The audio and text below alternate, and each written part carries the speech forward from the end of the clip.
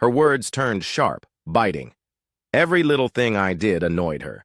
If I asked where she was going, she'd roll her eyes and say, "Stop acting like my dad." If I offered to cook, she'd scoff and say, "Don't bother. I'm not even hungry." Sometimes she wouldn't come home at all. One night she waltzed in at 3 a.m., heels in one hand, laughing at something on her phone. I sat on the couch waiting. I must have looked pathetic. She saw me and said, "What? Are you seriously waiting up like some lost puppy?" Then she walked past me without another word. I wanted to scream.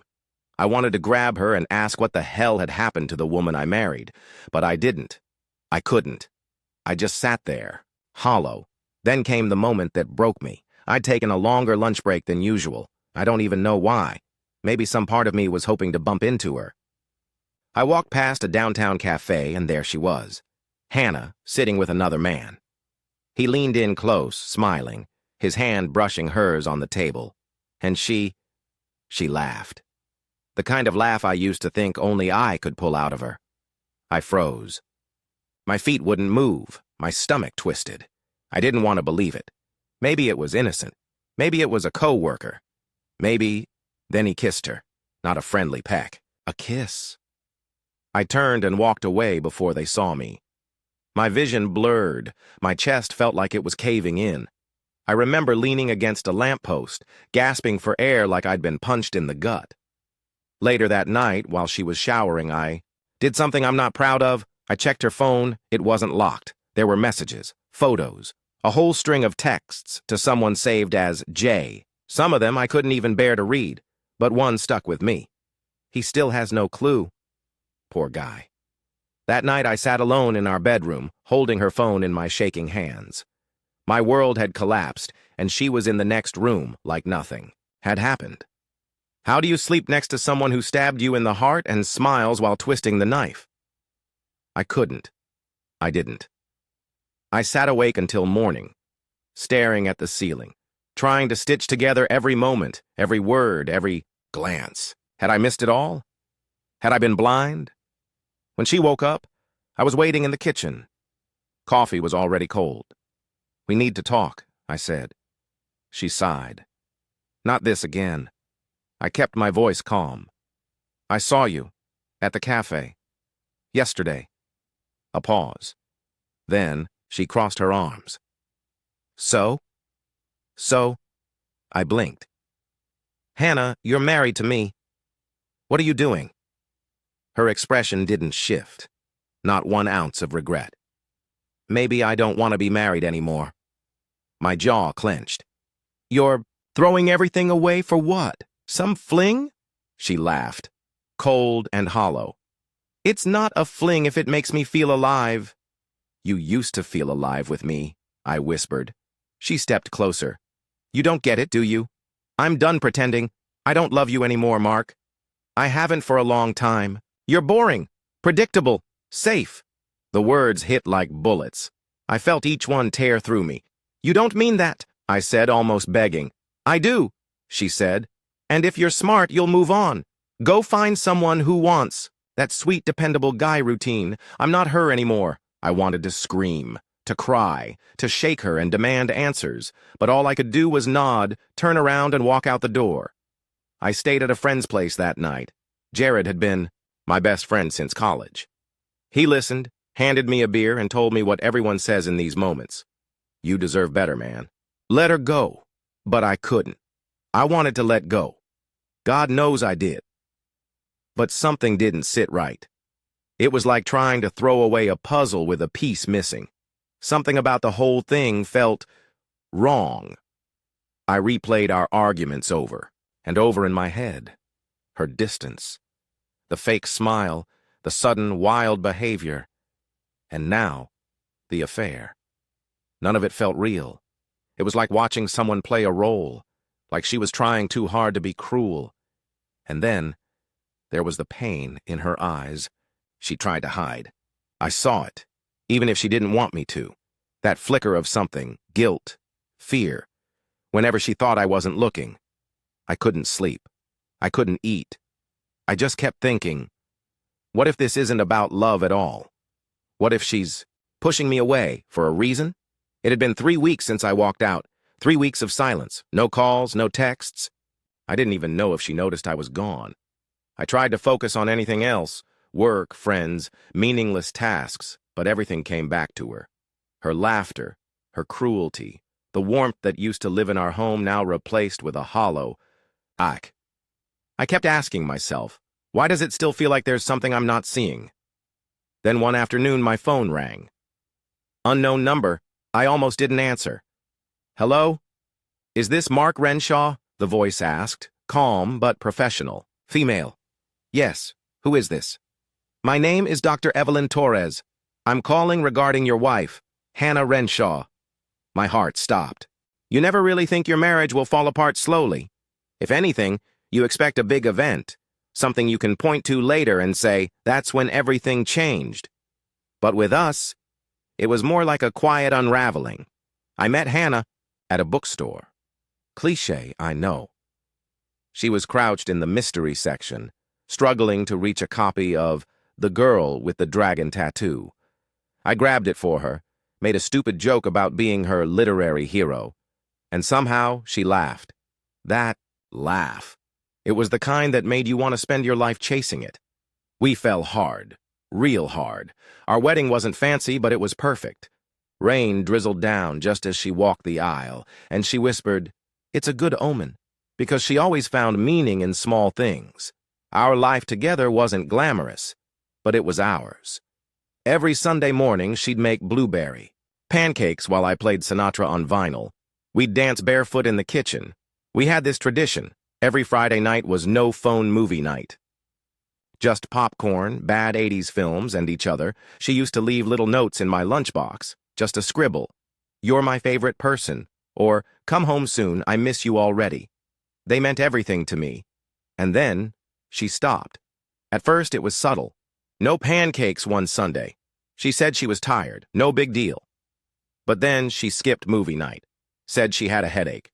The next week, she forgot our anniversary. I came home with flowers, nervous like a kid, and she blinked at me like she'd forgotten what day it was. "Oh, right. Sorry," she mumbled, brushing past me to go lie down. I chalked it up to stress. Work had been getting to her. Or maybe it was just a rough patch. Couples go through those, right? But it didn't stop. It got weirder. She started going out more, sometimes not telling me where. "I just need to get out of the house," she'd say. Or, "Don't wait up." When I asked who she was meeting, she shrugged. "Just people, new friends." She said it with a smile, but it didn't reach her eyes. It was the kind of smile you wear like armor. One evening, I came home to find her hair pink. Neon pink. The kind that glows under blacklight at a club. My wife, who once said she'd never even dare go burgundy, was suddenly a walking highlighter. Stared at her in the doorway. "Hannah? What?" She sounded defensive before I even said a word. "You dyed your hair." "Yeah," she said, like I was pointing out that the sky was blue. "It's different." "Maybe I wanted to be different," she snapped. "Is that a crime?" I didn't answer. I just nodded and went to change. But that night I couldn't sleep. I watched her from across the bed, wondering if the woman lying next to me was still the same person I married. The changes kept piling on. She'd come home smelling like unfamiliar perfume. She laughed louder, too loud, too forced. She bought clothes I'd never seen her wear. Tight, flashy things. Once I found a bottle of vodka hidden behind the bathroom towels. She never drank before. I tried to talk to her. God knows I tried. One night I sat her down after dinner. "Are you okay?" She shrugged. "I'm fine." "Hannah, talk to me. Something's going on. You're different."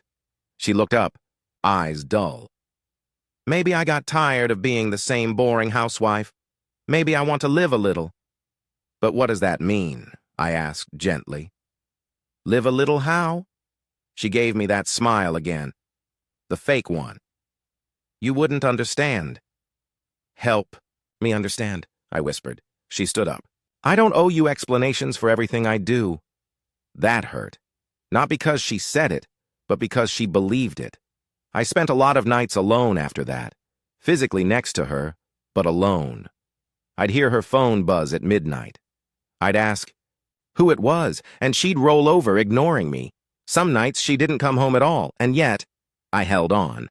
Because part of me believed, no, knew, that something was wrong. This wasn't just a woman falling out of love. This wasn't her. The woman I knew would cry at animal rescue commercials. She once baked cookies for a neighbor she'd never met. Because she heard their dog died. She wasn't cruel, she wasn't careless. And yet here she was, cold, distant, unreachable. Every time I was ready to walk away, I'd remember that laugh in the bookstore, or the way she used to touch my face when I was half asleep. And I'd tell myself, this is just a phase. She'll come back. But I didn't know then that she wasn't trying to change. She was trying to disappear. If I thought things had already hit rock bottom, I was wrong. What came next wasn't a slow unraveling, it was a controlled burn. Hannah started dressing like someone I didn't recognize. Tight leather skirts, heavy eyeliner, plunging necklines.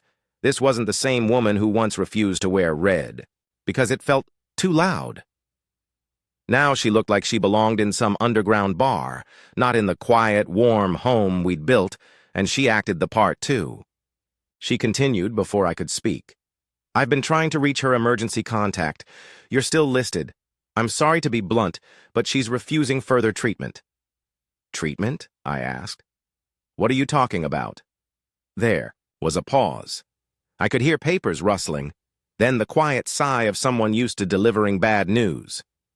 Your wife was diagnosed with stage 4 ovarian cancer 3 months ago. She began chemotherapy shortly after her diagnosis, but she's discontinued all sessions. There's a clinical trial, very low odds, but it's a chance. She's refusing it. Said she doesn't want her husband to see her like this. My hand trembled. I dropped into a chair as the words crushed down on me. I didn't know, I whispered. She never told me. She said you were separated, the doctor replied gently. But Mark, I don't think she wants to die alone. She's scared. You should talk to her. Soon. The call ended, but her words echoed through me like an aftershock. I couldn't breathe. My throat closed, eyes burning. The pieces suddenly clicked together in the most horrible way. Her distance, her erratic behavior. The affair, fake or real, it didn't matter. She was trying to make me leave, not because she didn't love me, but because she did. I grabbed my keys and drove like a man possessed. The house looked the same from the outside, but inside, it felt like a mausoleum. I pushed the door open. The air was heavy with silence. Hannah, I called out. There was a rustling upstairs, then footsteps on the stairs. She appeared at the top, barefoot, wrapped in a sweater several sizes too big. Her face was thinner, pale. Her eyes were sunken, cheeks hollow. She froze when she saw me. What are you doing here? She asked, her voice weaker than I remembered. I stared at her. She looked like a ghost of the woman I knew. I know, I said. Her lips parted, but no words came. I talked to your doctor. Silence. Tears welled in her eyes instantly, but she blinked them away, hard. So what? You want to play the pity card now? I don't need— Stop. My voice cracked. Just stop. I stepped toward her, my own eyes stinging. Why? Didn't you tell me, Hannah? Why didn't you let me be there for you? She looked down at the floor. Her shoulders trembled. I didn't want you to watch me die. Her voice broke. I didn't want you to become that man. The one who spends every waking moment waiting for the other shoe to drop. I didn't want our home to turn into a hospital. I didn't want your last memories of me to be a body wasting away in a bed. She sat down on the stairs, burying her, face in her hands. I thought, if you hated me, it would be easier for you to move on. I knelt in front of her, reaching for her hands. She didn't pull away. You don't get to make that decision for me, I said, gently but firmly. You think watching you push me away was painless? You think watching the woman I love turn into a stranger didn't tear me apart? Tears rolled down her cheeks now, silently. Her lip quivered. I'm sorry, she whispered. I didn't know how else to do it. I was so scared, Mark. Scared of hurting you, of dying, and leaving you broken. I shook my head, pulling her into my arms. You could have told me. You should have told me. I would have held your hand through every appointment, sat by your bed, slept on hospital chairs. I would have done anything. She clung to me, sobbing into my chest. I still love you, she cried. God, I love you so much it hurts. That's why I tried to make you hate me. I pressed my forehead to hers, wiping her tears away. I don't care how painful it'll be. I want every second with you, even if they break me, even if they're the hardest days of my life. We sat there on the stairs for what felt like hours, two broken hearts clinging to the last light they had. And for the first time in months, the silence between us was no longer empty. It was full of truth. After the truth came out, something changed. Between us, it wasn't like before, not quite. There was a quiet between us now, but it wasn't made of distance or resentment. It was reverent, sacred. We spent every day together. No more secrets, no more walls. I'd come home early from work just to sit with her in the backyard. She wore oversized sweaters and kept a blanket draped over her shoulders, even when the sun was warm. I'd make tea and she'd lean her head on my shoulder as we watched the wind stir the trees. Sometimes we didn't say anything for hours. Other days, she'd ask me to read to her. Old books she used to love, Little Women, The Secret Garden, bits of Jane Austen. She'd close her eyes while I read and smile when I did the voices badly. I missed your voice, she whispered one day, her fingers curled in mine. We laughed, more than I expected. Even with the shadow of what was coming, we found ways to live inside the small moments. We had movie nights again. She picked the cheesiest rom-coms and threw popcorn at me when I guessed the ending too soon. There were slow walks in the park when she still had strength, my arm around her waist, her head leaning against me. One afternoon, we stood on the hill, near the lake where we had once picnicked years ago. She looked out across the water, and I saw tears in her eyes. What is it? I asked. I'm happy, she said softly. I didn't think I'd ever feel that again. When the hospital stays became more frequent, I stayed beside her. I slept in a chair, holding her hand through every beep of the machines, every quiet moment between nurses' visits. One evening, she asked me to read her poetry. Which one? I asked. Surprise me. I picked a worn collection of Pablo Neruda. I don't know why. It just felt right. As I read, her fingers rested gently in my palm, her eyes fluttering closed. You know, she whispered, barely audible. I used to dream of this. Not the hospital. Just being loved like this. You always were, I said, my voice cracking. The next morning, she handed me a letter. I wrote this a while ago, she said, when I thought I'd never get the chance to say goodbye properly. I didn't read it at first. I couldn't. Later that night, while she slept, I sat by the window and finally unfolded it. Mark, if you're reading this, I'm already gone. I'm sorry for everything. The lies, the distance, the pain I caused you. I thought I was protecting you. I thought pushing you away would make it easier for you when I left. But you never let me go. You held on, even when I gave you every reason not to. Thank you for that. Thank you for loving me when I was unlovable. For seeing me when I tried to disappear. For reminding me what real love is. I want you to live. I want you to laugh again. Dance in the kitchen. Burn pancakes on Sunday mornings. And someday, when you're ready, I want you to fall in love again. With someone who makes you feel the way you made me feel, don't carry me like a wound. Carry me like a memory. Always yours. Hannah. She passed 2 nights later. It was quiet. Peaceful. She was smiling. Her hand was in mine. I didn't cry right away.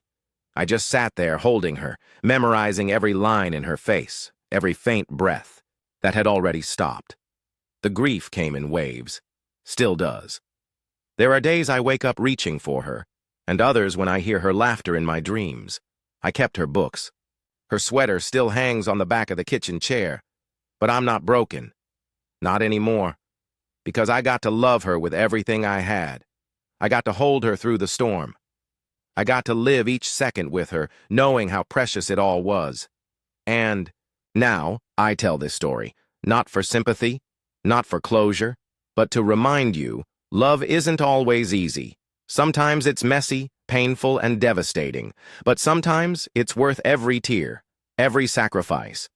Because if you're lucky, you get to love someone so much, even losing them can't take that love away.